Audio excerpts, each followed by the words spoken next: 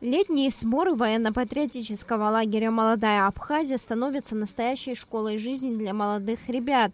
Здесь все как в армии. Подъем по расписанию, зарядка. Разве что одеваться, пока горит спичка, не заставляют. 120 молодых ребят в возрасте от 16 до 25 лет. В их числе гости из Донецкой и Луганской народных республик, а также Южной Осетии в течение 10 дней будут обучаться в Кодорском ущелье азам военного дела. Основная задача в течение 10 дней, 10 суток научить ребят пользоваться оружием, рассказать, как правильно, как грамотно защищать Родину, привить любовь к Родине, привить любовь к армейской службе. Все это проводится, реализуется в рамках патриотического воспитания.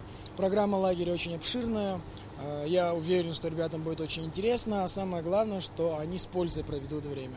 Военно-полевой лагерь «Молодая Абхазия» организовывается уже 5-й год подряд. Правда, в таком масштабе сборы проводятся впервые. Желающих участвовать в нем оказалось намного больше. Среди них есть и те, кто едет в лагерь во второй раз. Я про этот лагерь знал уже давно, потому что я в таком роде мероприятий принимал участие.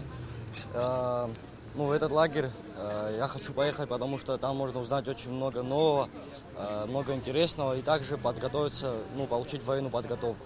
Военно-патриотический лагерь – хорошее подспорье для тех, кому предстоит служить в абхазской армии. Инструкторы обучают боевым приемам, учат, как оказать первую медицинскую помощь и многому другому. Все эти навыки бесценны для ребят и, безусловно, пригодятся в жизни. Сария Смыр, Саида Гухава, Абхазское телевидение.